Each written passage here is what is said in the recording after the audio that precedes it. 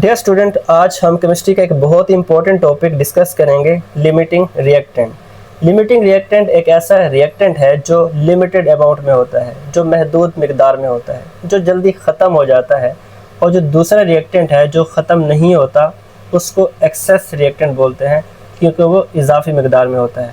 Dear student, अब ये limiting reactant हम क्यों लेते हैं या एक्सेस रिएक्टेंट है वो क्यों लिया जाता है? इंडस्ट्री में जब भी हम एक्सपेरिमेंट कर रहे होते हैं तो हम ऐसा क्यों करते हैं कि एक रिएक्टेंट को हम लिमिटिंग ले लेते हैं और बाकियों को हम एक्सेस में लेते हैं? तो बेटा, कोई भी केमिकल रिएक्शन होता है जो उसमें हमेशा जो बैलेंस केमिकल इक्वेशन में आपको रेशो नज़र आ रही होती है रिएक्टेंट्स की, आप उन रिएक्टेंट को हमेशा वैसे मिक्सअप नहीं करते हो। मोस्टली जो एक्सपेरिमेंटल वर्क होते हैं उसमें ऐसा होता है कि एक या एक से ज़्यादा रिएक्टेंट को एक्सेस में लिया जाता है। अब ऐसा इसलिए किया जाता है डियर स्टूडेंट, रिएक्टेंट्स को एक्सेस में इसलिए लिया जाता है ताकि इस चीज़ को इंश्योर कराया जा सके, इस चीज़ की यकीन दहानी कराई जा सके कि हमारे पास जो इंडस्ट्री के अंदर एक्सपेंसिव रिएक्टेंट है, वो रिएक्टेंट जो कि बहुत ही ज़्यादा महंगा होता है, वो मुकम्मल तौर पर यूज़ हो जाना चाहिए।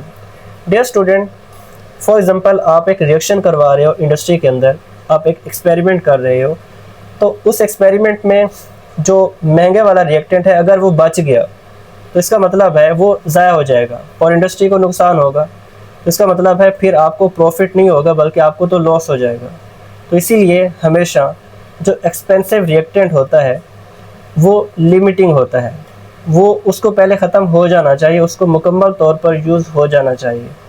और इसके साथ जो दूसरे रिएक्टेंट जो कि चीप रिएक्टेंट होंगे उसको हम हमेशा ज़्यादा मिकदार में लेते हैं ताकि अगर वो बच भी जाए तो इंडस्ट्री का नुकसान ना हो, हमारा नुकसान ना हो। इनफैक्ट हमने तो हमेशा अपना फ़ायदा ही सोचना होता है, इंडस्ट्री का फ़ायदा सोचना होता है। हमने कोई ऐसा रिएक्शन करना होता है जिससे जो प्रोडक्ट बन रहा है वो हमारे लिए यूज़फुल भी हो और प्रॉफिटेबल भी हो।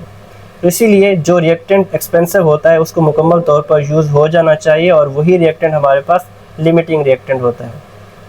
तो डियर स्टूडेंट, आई होप आपको लिमिटिंग रिएक्टेंट के कॉन्सेप्ट की समझ आ गई होगी। तो अब मैं आपको इसकी डेफिनेशन बताता हूँ, जो इसकी एग्जैक्ट डेफिनेशन है आपकी बुक के अकॉर्डिंग। तो आपने मार्क कर लेना है, the reactant which is consumed earlier. एक ऐसा रिएक्टेंट जो कि बहुत ही जल्द ख़त्म हो जाता है, कंज्यूम हो जाता है, इस्तेमाल हो जाता है, उसको हम लिमिटिंग रिएक्टेंट बोलते हैं। डियर स्टूडेंट, एक ऐसा reactant which is used in excess, ऐसा रिएक्टेंट जो कि बहुत ज़्यादा एक्सेस में लिया जाता है, वो बाकी बच जाता है। It is left behind at the end of the reaction. Reaction जैसे ही ख़त्म होगा तो एक रिएक्टेंट ऐसा होता है जो कि बाकी बच जाता है। तो इसका मतलब है वो रिएक्टेंट हमारे पास क्या होगा, एक्सेस रिएक्टेंट होगा। और जो रिएक्टेंट बहुत ही जल्द कंज्यूम हो जाएगा उसको हम लिमिटिंग रिएक्टेंट बोलते हैं। डियर स्टूडेंट, यही लिमिटिंग रिएक्टेंट होता है जो कि किसी भी केमिकल रिएक्शन के अंदर जो प्रोडक्ट बन रहे होते हैं, ये उन प्रोडक्ट्स की अमाउंट को कंट्रोल करता है। मतलब जब लिमिटिंग रिएक्टेंट ख़त्म हो जाएगा तो ऑब्वियसली प्रोडक्ट मज़ीद नहीं बनेंगे, तो प्रोडक्ट की अमाउंट क्या हो जाएगी, कंट्रोल में आ जाएगी। तो डियर स्टूडेंट, ये एक बहुत ही इंपॉर्टेंट MCQs भी है, आपसे पूछा जा सकता है कि किसी भी केमिकल रिएक्शन में प्रोडक्ट की अमाउंट को कंट्रोल किस तरह से किया जा सकता है। एक इम्पॉर्टेंट शॉर्ट क्वेश्चन भी है और MCQs भी है।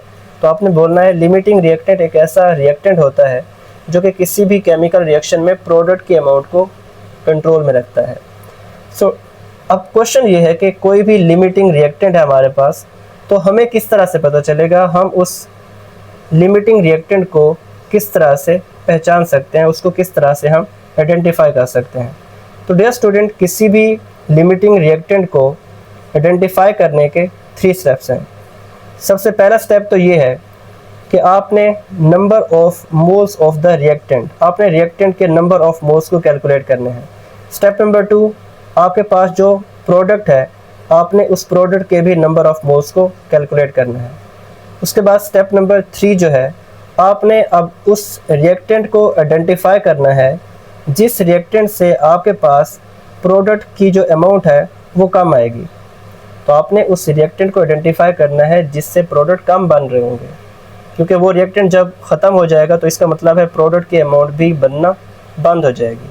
तो अब आपने क्या करना है, उस रिएक्टेंट को आइडेंटिफाई करना है। सो कितने स्टेप्स थे डियर स्टूडेंट, समराइज कर लेता हूँ। सबसे पहले आपने स्टेप नंबर 1 में रिएक्टेंट के नंबर ऑफ मोल्स कैलकुलेट करने हैं, स्टेप नंबर 2 में प्रोडक्ट के नंबर ऑफ मोल्स, और थर्ड स्टेप में आपने उस रिएक्टेंट को आइडेंटिफाई करना है जो कि प्रोडक्ट की अमाउंट को कंट्रोल करेगा या जिसकी वजह से प्रोडक्ट कम मिकदार में बनेंगे। वही जो आपके पास रिएक्टेंट है वही दरअसल क्या होता है, लिमिटिंग रिएक्टेंट होता है। तो डियर स्टूडेंट, इसी बात को एग्जांपल से समझते हैं। एग्जांपल आपके बोर्ड एग्जाम में लॉन्ग क्वेश्चन में आ सकती है। इसमें एक मिस्टेक भी है, वो भी मैं आपके साथ शेयर करता हूँ। पहले मैं आपको स्टेटमेंट पढ़ के बताता हूँ, क्वेश्चन को समझते हैं। Calculate the amount of carbon dioxide. So dear student, हमने दरअसल यहाँ पे इस इक्वेशन में कार्बन डाइऑक्साइड का मास जो है उसको फाइंड करना है। कार्बन डाइऑक्साइड की अमाउंट का मतलब है इसकी क्वांटिटी को हमने कैलकुलेट करना है। ओके, कब करना है? When 25 gram of glucose reacts with 40 gram of oxygen in the following photosynthesis reaction. तो डियर स्टूडेंट, ये आपकी बुक पे एक मिस्टेक है। ये फोटोसिंथेसिस रिएक्शन नहीं है, बल्कि ये एरोबिक रिस्पिरेशन का रिएक्शन है।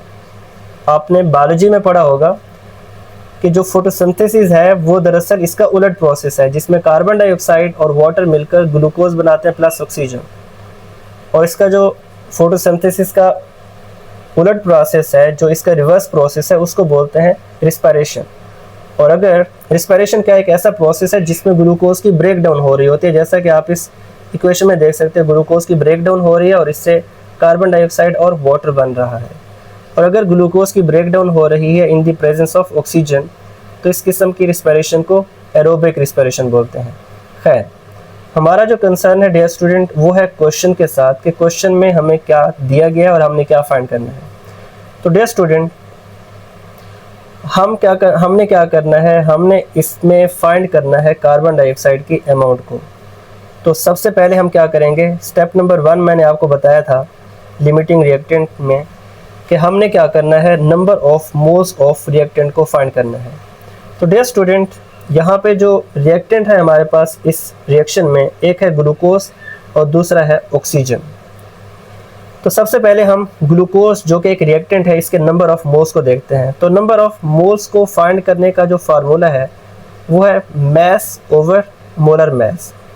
तो डियर स्टूडेंट, जब हम ग्लूकोज के नंबर ऑफ मोल्स को फाइंड करेंगे तो ग्लूकोज का मास अगर हम देखें तो वो हमें कितना गिवन है, 25 ग्राम। और ग्लूकोज का जो मोलर मास है C6H12O6 में कार्बन का मास 12 होता है, इसको 6 से मल्टीप्लाई करेंगे, प्लस एक हाइड्रोजन का मास 1 है, इसको 12 से मल्टीप्लाई करेंगे, प्लस एक ऑक्सीजन का मास 16 है, तो हम 16 को किस से मल्टीप्लाई करेंगे, नंबर ऑफ ऑक्सीजन से। और ऑक्सीजन कितने हैं टोटल, 6। तो डियर स्टूडेंट, 12 को 6 से मल्टीप्लाई किया तो 72 आएगा, प्लस 12 1 ज़ा 12, प्लस 16 को 6 से मल्टीप्लाई करें तो 96 आएगा। तो डियर स्टूडेंट, इनको अगर हम सम अप करें तो हमारे पास क्या आएगा, 180। तो डियर स्टूडेंट, जो ग्लूकोज का हमें मास गिवन है वो 25 ग्राम है और इसका मोलर मास है 180। डिवाइड करेंगे तो हमारे पास ग्लूकोज के नंबर ऑफ मोल्स आ जाएंगे। इसी तरह से number of moles of oxygen को फाइंड करेंगे तो हमारे पास ऑक्सीजन का जो मास गिवन है क्वेश्चन के अंदर वो है 40 ग्राम ऑफ ऑक्सीजन। तो ऑक्सीजन का जो गिवन मास है 40, इस पे डिवाइड करेंगे ऑक्सीजन O2, एक ऑक्सीजन का मास 16 है तो 2 का कितना मास होगा डियर स्टूडेंट, 32। 32 को डिवाइड करेंगे तो हमारे पास number of moles of oxygen कितने आ जाएंगे, 1.25 मोल्स। डियर स्टूडेंट, ये तो था रिएक्टेंट के नंबर ऑफ मोल्स को कैलकुलेट करने का तरीका। स्टेप नंबर 2 जो हमने पढ़ा था वो था प्रोडक्ट के नंबर ऑफ मोल्स को हम कैलकुलेट करेंगे।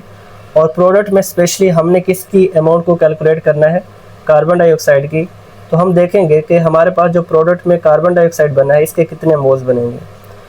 तो डियर स्टूडेंट, अगर हम इस इक्वेशन में देखें तो 1 मोल ऑफ ग्लूकोज, जो ग्लूकोज है इसका 1 मोल है, ऑक्सीजन के 6 मोल्स हैं और इससे कार्बन डाइऑक्साइड के 6 मोल्स बने हैं। अगर हम सिर्फ अभी ग्लूकोज की बात करें तो हम यहाँ पे इस इक्वेशन में देख सकते हैं 1 mole of glucose gives how many carbon dioxide moles, 6 moles. So dear student, आप इस इक्वेशन में देख सकते हो 1 मोल ऑफ ग्लूकोज जो है हमारे पास, ये कितने मोल दे रहा है कार्बन डाइऑक्साइड के? 6 मोल्स। तो आपने ये लिख लिया। लेकिन हमारे पास जो ग्लूकोज के नंबर ऑफ मोल्स आए हैं वो कितने आए हैं? 0.148। तो हम यहाँ पे लिखेंगे 0.138 moles of glucose will give. तो हम 6 पर डिवाइड करेंगे 1 को, क्योंकि हमारे पास कार्बन डाइऑक्साइड के कितने मोल्स हैं? 6, और ग्लूकोज के कितने? 1। तो डिवाइड करेंगे और फिर मल्टीप्लाई करेंगे 0.148 के साथ। ठीक है, ये 0.148 वही है जो हमारे पास ग्लूकोज के नंबर ऑफ मोल्स आए थे। तो डियर स्टूडेंट, ये आपकी बुक पे मिस्टेक है, यहाँ पे 0.138 नहीं आएगा, यहाँ पे आएगा 0.148 आएगा। तो ये आपने अपनी बुक पे भी इस मिस्टेक को ठीक कर लेना है। तो आपके पास 0.148 मोल्स ऑफ ग्लूकोज जब होंगे तो कार्बन डाइऑक्साइड के कितने मोल्स आएंगे? 0.848। इसी तरह से जो हमारे पास रिएक्टेंट था दूसरा, ऑक्सीजन, अब हम इसको देख लेते हैं। डियर स्टूडेंट, हमारे पास जो ऑक्सीजन है इसके 6 मोल्स थे। 6 मोल्स ऑफ ऑक्सीजन से कार्बन डाइऑक्साइड जो बना है ये कितने मोल्स बना? 6 मोल्स। तो डियर स्टूडेंट, हम यहाँ पे कह सकते हैं कि 6 moles of oxygen gives 6 moles of carbon dioxide. लेकिन हमारे पास जो ऑक्सीजन के मोल्स आए थे डियर स्टूडेंट, वो कितने आए थे? 1.25। तो हम नेक्स्ट लिखेंगे बिल्कुल पहले जिस तरह से ग्लूकोज का लिखा था वैसे लिखेंगे कि 1.25 mole of oxygen will give 6/6। तो डियर स्टूडेंट, हमारे पास जो प्रोडक्ट में कार्बन डाइऑक्साइड के मोल्स हैं वो 6 हैं और ऑक्सीजन के मोल्स भी क्या हैं? 6। तो प्रोडक्ट के नंबर ऑफ मोल्स पे रिएक्टेंट के नंबर ऑफ मोल्स को डिवाइड करेंगे और मल्टीप्लाई करेंगे 1.25 के साथ। तो 6 से 6 कैंसिल हो जाएगा, तो बाकी क्या बचेगा हमारे पास? 1.25।